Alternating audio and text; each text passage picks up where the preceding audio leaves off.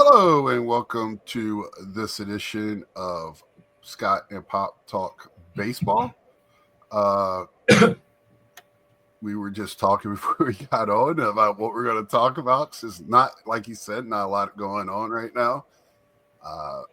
But little things, I guess. The big thing for me, and I said this was my friends started texting me about Pete Alonso. Would I follow him if he went to Toronto? And I would follow his career, but I root for him. But it seems like Boris is trying to use Toronto again to get more money for him, like he did with Ohtani and the Dodgers. But it does seem like they are in real negotiations. But last week it was coming out that he was trying to play Toronto against the Mets a little bit. Well, I saw something this morning where the owner of the Mets is fed up. Yeah. With Boris and Alonso, because he made what he felt like was a good offer, a high-paying offer for 3 years, with allowing him to opt out and stuff like that, and he doesn't appreciate, he made a good faith offer, and apparently Alonso hadn't gotten a better one because he hadn't signed. So, I feel a little bit bad for Alonso, because he ought to have enough gonads to stand up to his agent and say, hey, I want to stay with the Mets. Right. And so I'm going to take the 3-year contract. But, okay, play your game and see where it gets you. Now, is Toronto or San Francisco or somebody like that desperate enough to give him the big money for 6 years? Well, then fine. If they're that dumb, let them be that dumb. But that's fine. But if you played this game last year, Boris, and you didn't win. So keep it up. That's all I'm saying. Yeah, I don't get it. I feel like with what's going on this year and last year, that I think I might have talked about this last week, that we might have hit a soft ceiling about where these owners are going to go with money. They can't keep spending and spending and spending. They are businessmen. They have a lot of money for a reason. They don't just give it away. And, these generational talents are seeming to be once every year now when they go into free agency, that this is, Soto. And, it kind of started back with Machado and then Harper, and even with Trout re-signed. But now it's like this every year. We're getting some guy that's supposed to be the next big thing. Well, look at Bregman. Yeah. All of a sudden, Bregman thinks he's the second coming of Brooks Robinson, and he's not. Right. And he had a down year last year, really. And he had a pretty good offer from Boston. Right. So here again, you're playing the game. Let's see what happens. Right. Yeah, I think they think the money is forever. That we are not at the pinnacle yet, and we might not be. But, not just because you're the best talent still on the board doesn't mean you get the best money, right, of anybody. Well, I mean, just because you're the best talent still out there doesn't mean you're a great talent. It means you're the best of what's still out there. Right. Yeah. And I mean, not every team has endless check counts, and now some of these teams, I mean, you got to think maybe the Dodgers are done. They got to be done sometime. Keep putting payroll on them. I kind of feel like the Cubs can make a move. San Francisco's definitely got money because every big free agent has said no to them. And Toronto kind of the same way. And, I keep hearing Vlad Guerrero on the trading block and all this because he hasn't signed an extension with them. I don't. This is the time of year where I'm starting to get frustrated. I just want Pete to sign somewhere so it's over with, and let's get on with the baseball, playing the game. This sport seems like it's the most dragged out free agency of any of the free agent markets. Football seems to be really fast. even basketball, what little bit I follow it, it just seems like you don't hear this drag out of free agency. And Well, it's like, the NBA, the big stars in the NBA usually sign huge contracts, so they're not free agents anyway. So, right. But we're hearing this every year. That's kind of my point, I guess. There's like, these don't even have to be like I said, great players. I mean, I love Pete Alonso. I don't think he's a Hall of Famer. I don't. So he is not at this point, no. No, and he is at best. He's a 4-time All-Star, but that's loosely too because he has yet to start an All-Star game. So I kind of always look at that. He could have been picked to the All-Star team because another first baseman got a toothache. Right. And his biggest accomplishment is winning the home run derby, or outside of his rookie season, having the rookie home run record. But, where he came out of nowhere. And I love Pete. I'm not trying to belittle him. I think he's a very good baseball player. But I'm trying to put it in reality where these guys think they rank at. Does he think he is like a top 5 first baseman? Well, look at if he signed back with the Mets, what that would do with that lineup. He'd have, between him and Lindor and Soto and all. Good grief. Ventos came up second half of the year. That's why they're not really worried about it because Ventos he's going to move to first. And Batty's supposed to play third, but right. So, that they're not really that worried about it because I'm sorry, that type of player can be easily replaced. Everybody hits home runs, and he had he didn't have a great year last year. Definitely didn't he had one hit in the playoffs.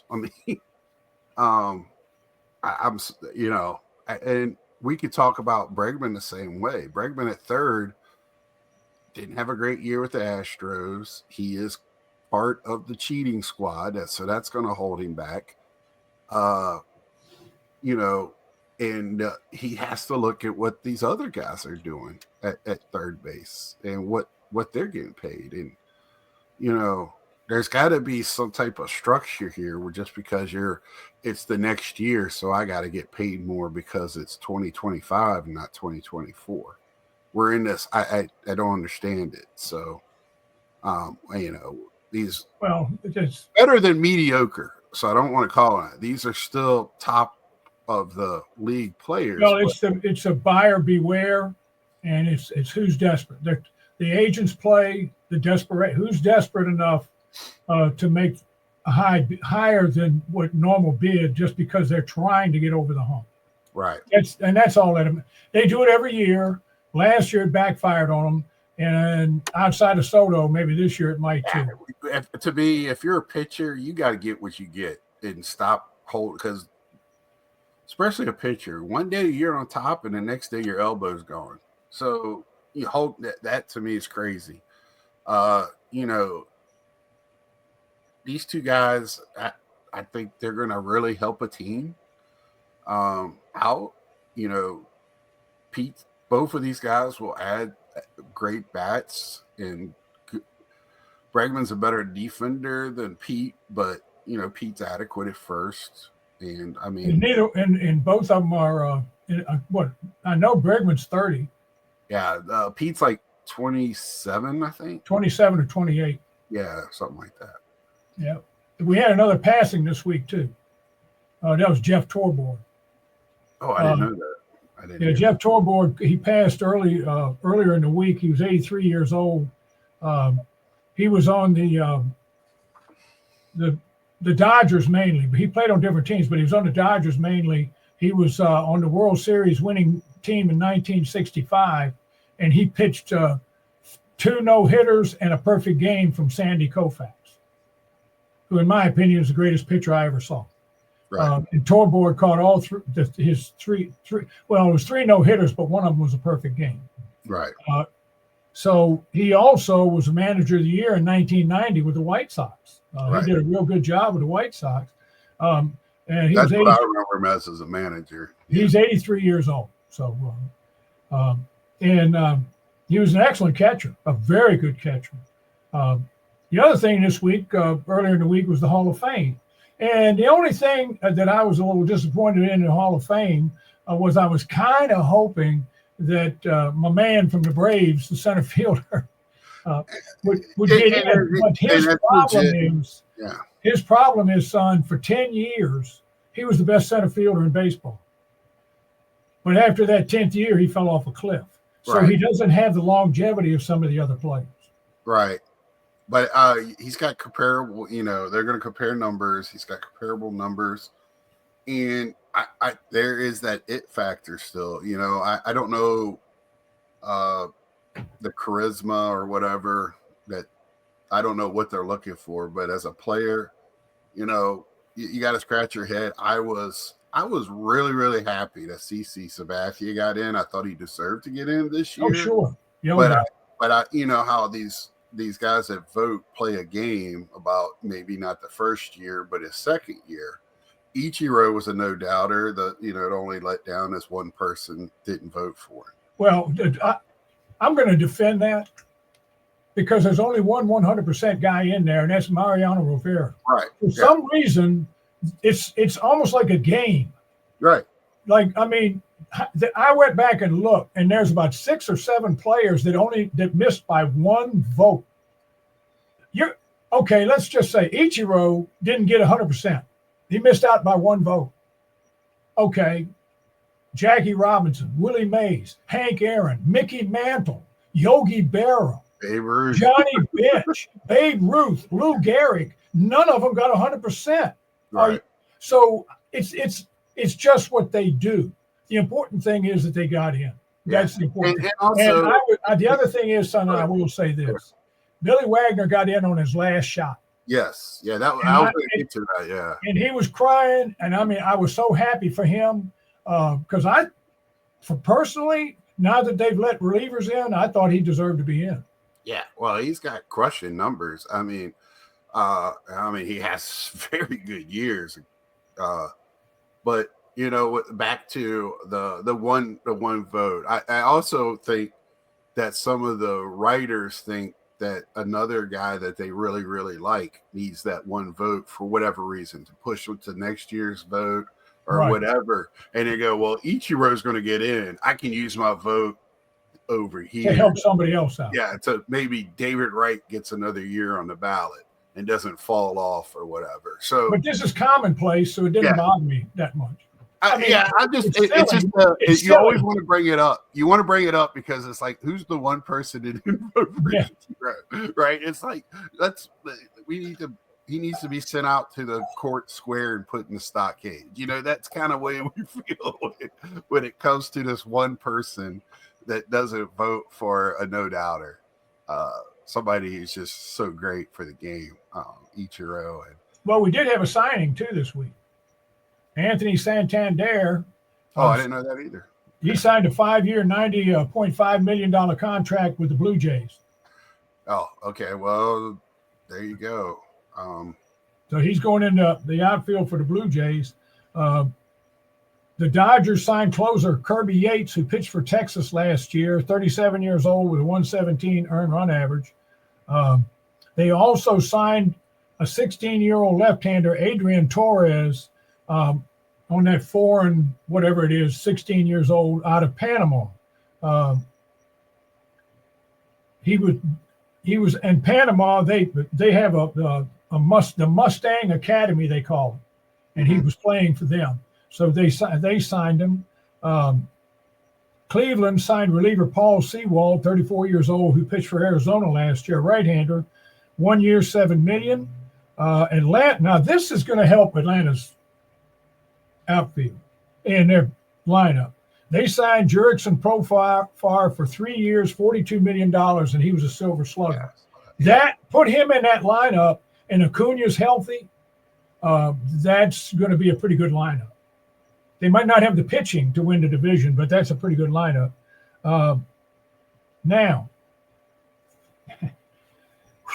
this is Major League Baseball. The owners have talked it over, and they are preparing for a lockout after next year's season when the new contract comes up. This is the reason why. The owners and general managers are all upset about the Dodgers spending so much money on this team. So they're trying to figure out a way they want a hard salary cap to stop it. Okay.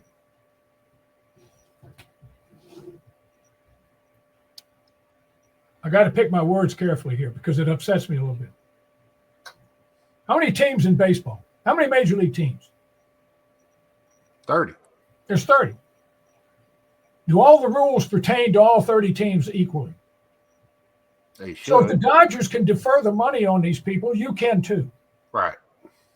What's keeping you from going out and signing somebody and deferring the money? Nothing, because it's the same rule. You can do the same thing. That's like a diabetic eating a Twinkie and then blaming Hostess when they have a problem. Right. But it's your fault. It's your fault. So now you're trying to change the rules because you don't want to spend the money like the Dodgers are doing. To me, it's okay. But before you threaten a lockout, at least sit down with the union and see what you can do. Because I'm sure the union's not going to go for this because they want to make the money. Yeah, the players are getting the money. So the Dodgers do have to pay the penalty, right? But they don't care. They're making so much money off of merch and with the deferral, they don't have to pay that much on the. But they still have. They were one of the teams that had to this year. Exactly, there was 3 or 4 of them, 5 of them. But you talked about it before how much they made this past year. The other owners are upset because the other players, like Guerrero and people like that, don't want to defer money. They want it all. They don't want to defer it. So you have to find somebody that wants to defer it. But it doesn't mean you can't. Right. See what those guys from Japan, they make money from Japan, like ad revenue and all that, where they're smart. We'll live off of that now. And then when I'm done with playing, I'll start getting paid from y'all. So, you know. I mean, it's Ichiro. Ichiro last year made something like $30 million with commercials from New Balance and some of the commercials he's doing in the United States. Plus, he does a dozen commercials on Japanese television. Mm-hmm. Hey, he gave a couple $100,000 to the relief in Southern California. He only made $2 million last year in salary, but he made $35 million because of everything else. And Yamamoto made extra money too from his Japanese commercials and stuff. Yeah. So, I mean, I don't like it that they're doing it that way, but I'm 79 years old, boys and girls. I watched the Yankees do this my whole life. When I was a kid, if there was a great ball player, the Yankees just outbid everybody and bought him. Brought him in as a rookie. As a kid, brought him through the farm system. Or they would trade for somebody like they traded for Roger Maris. And then, because other teams would give him up. Because the Yankees would give them players and money. So the Yankees were buying championships year after year after year. They would help our owner pay to make a musical at his theater. Right. That's well, look at this. Yeah. Well, look, George Steinbrenner. The Yankees went through a lot of lean years. And then George Steinbrenner said, wait a minute. I don't care about a luxury tax. I'm buying Reggie Jackson and about 40 other players, and I'm going to win championships. And he did.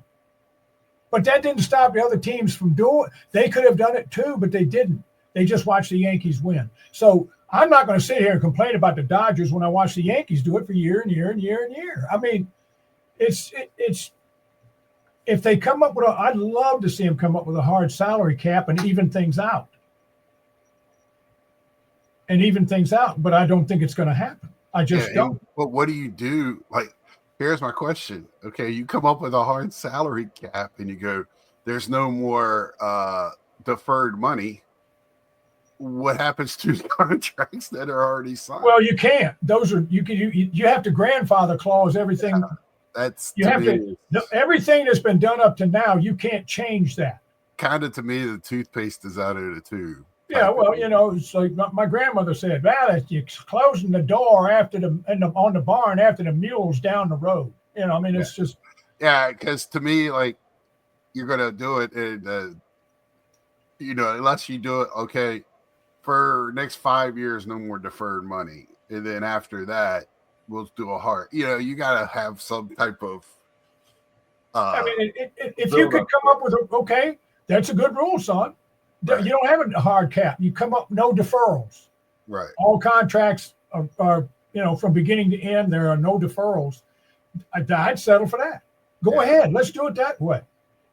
But you can't change what's already done. Right. Yeah. But I mean, I think that's a good idea. If the other teams don't want to try to pursue that, then pass that rule. Yeah, because that was part of the Soto thing. I kind of think the Yankees would have won if it was deferred money, but he didn't want deferred money, and Cohen didn't care. He said, "I'll write you a check." Well, here's the other thing. Here's the other thing. The owner said they want to close. They want to have a lockout after the season's over. So they want to have a lockout and maybe get everything settled before spring training. Right. So they don't, because if they lose games, they're going to lose fans again. Yeah. They can't afford that. They can't. The last time they did this, we were so eager for baseball, we didn't care, and it came right back and played. If it's extended, it's not going to be good. It's not, and it's too much entertainment out here in this world now. It's not exactly. I learned from COVID. I didn't need sports. Right. There's too much going on. People will watch something else. That's just the way it is. When we only have so much fund money per household anyway. So once you find something else to put that fund money to, or your time that you're not working, it's not like the way it used to be. So we got more than 3 channels to watch. Yeah. Even if they show the same programs over and over. Right. We got streaming services and just video games, and we got just entertainment after entertainment. So baseball needs to be careful with this one. Tread lightly, but I would like to see a hard salary cap. I would wish for it, but like you said, the Players Association is not going to go for it at this point. They should have done that years ago when the other sports were doing it and put their foot down, but they didn't. So, because the big boys were making money and the league was making money hand over fist, so they didn't. And they still are. Yeah. Yeah. So, stop complaining. You're still making money. Yeah. Yeah. Because a lot of teams aren't spending it. So the first thing that they need to do, well, I got to give it to the A's. They've done some stuff this year. They've done some stuff. Yep. Let's see what they do. But the Pirates are the team that I get angry. This is a historical team for them to be bad year after year. They have one good year. Now, they got some talent this year. They got a couple of pitchers. Let's see what happens. The Pirates have some of the best starting pitching in baseball, and it's all young. Mm-hmm. Go out, everybody's offering Pete Alonso 3-year contracts. Go offer him 4. Put Pete Alonso at first base with the Pirates. Hey, while you're at it, why don't you sign Bregman to play third? You'll pay that contract just by the people coming to the ballpark. No shit. Excuse my language. But that is well said, because that to me, I mean, I'm not a Pirates fan, but I'm a baseball fan. You put Pete Alonso on first base, Bregman on third, have Skeens and a couple of those other young kids pitching, and the Pittsburgh Pirates are going to be on Sunday Night Baseball on ESPN. Yeah, because they're going to be a draw. Yeah, and they'll make their money, like you said, at the gate. It's just that I would buy a Pirates hat if Pete Alonso. I would follow him there, because that's a historical team. That to me, is one of those teams that I would go to and I mean, if I could ever get my health back in order, I might take a few days and try to go to Pittsburgh and watch a game. I mean, right. That'd be fun. But I just I don't know. I'm with you, son. There's some of these teams just kind of irritate me. I can't say anything about Oakland this year because they're trying. I Right. can't. Cincinnati's tried and picked up a few guys. About half of the teams have picked up at least one person. And you can in Florida teams try, but their fans don't help them, and they just don't have the fans. And to me, them building a new place in Tampa is such a waste. So that team can go to 15 different cities and be instantly sold out and be loved. And Tampa doesn't have the love. I don't know why they're so dead set. Miami, same way. Miami, everybody rather go to the beach and hang out or do something else. They don't want to go to baseball games. They don't care. And Tampa's shown they can go to playoffs and win a division and still have 10,000 people in their 20,000 seat stadium. It's sad. Those are the things that baseball needs to work on, to me, before they start worrying about some other stuff. Those things, I think Toronto probably. I think they put a lot of money into their stadium. If I'm not but they probably need new facilities. I would love to see another team in Montreal. I would love to see another team here in the South. There's just places, that really starving for baseball. And I mean, like I told you, they just put a new team for minor league hockey in Greensboro, and you would have thought they put an NHL team in Greensboro the way everybody's acting. They had the night to reveal the logo and the name, and the place was sold. The venue they had that for sold out of merchandise. So, that's how big it was. And we were all talking about it at work. So a bunch of us are probably going to games. So there's hunger in different parts of this country, and just it's to be wasted there. Okay, I'll get off my soapbox about Tampa. Yeah, I get so frustrated with those two places, Pittsburgh and them two places. That's it. Pittsburgh was beautiful stadium and can't field a winner. It or at least a competitive. They were competitive for April, year before last. They won April. Yeah, they won April 2023. Yeah, you don't get a parade for that. So, but I digress. You got anything else for us, Pop? Well, this was short before. Yeah, I've got surgery coming up this week. Hopefully everything goes all right, and I'll be able to do the show next week. But anyway, my yogiism this week. Somebody asked him, "What time is it?" And he said, "You mean now?" That's yogi. Yeah. Well, there we have it. We'll leave you off with that, and we'll see you next week. Please leave any questions or ideas or thoughts on how you feel about how free agency goes, what they need to change, if you think a hard cap will work, and any thoughts on anything I had a little rant about. So until next time, like, share, tell a friend, and we will see ya.